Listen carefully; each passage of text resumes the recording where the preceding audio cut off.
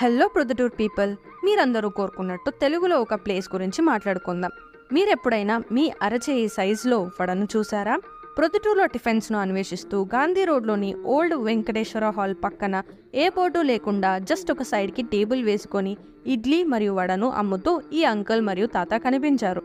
Vada size అయితే మన చేయంత ఉంది. రోడ్ సైడ్ చిన్న హోటల్ అని తక్కువ అంచనా వేయకండి, టేస్ట్ మాత్రం చాలా బాగుంది. హోటల్ పేరు తెలియదు కానీ ఇక్కడ ఒక ఇడ్లీ ఒక వడ తింటే ఈవినింగ్ దాకా ఆకలి వేసేలా లేదు. ఐ గెస్ ప్రొద్దుటూరులో ర్యాండమ్ గా ఎక్కడ టిఫిన్ తిన్నా బాగుంటుందేమో.